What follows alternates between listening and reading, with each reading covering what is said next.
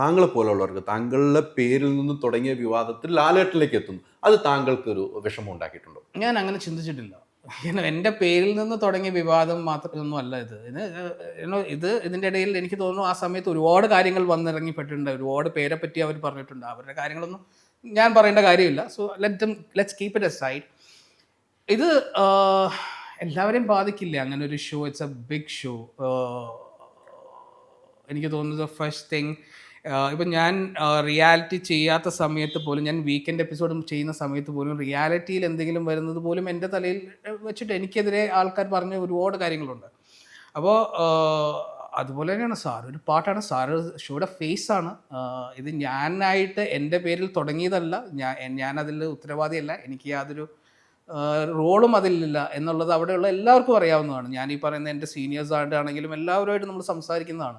So അവർക്ക് clear ആണ്. ഇല്ലെങ്കിൽ പിന്നെ ഞാൻ ആ വിവാദം തുടങ്ങി കഴിഞ്ഞിട്ട് പിന്നെ ഞാൻ അവിടെ കണ്ടിന്യൂ ചെയ്യേണ്ട കാര്യമില്ലല്ലോ. ഇത്രയും വലിയ വിവാദമാണ്, അല്ലെങ്കിൽ ഞാൻ അതിൽ കുറ്റക്കാരനാണെങ്കിൽ എൻ്റെ മോളൊക്കെ ഭയങ്കര സ്ട്രിക്റ്റ് ആക്ഷൻ എടുക്കുന്ന ആൾക്കാർ തന്നെയാണ്. It's not like a mom, it's corporate ആണല്ലോ. ഇപ്പോൾ എല്ലാം കോർപ്പറേറ്റ് ആണ്. Something like that is very dangerous.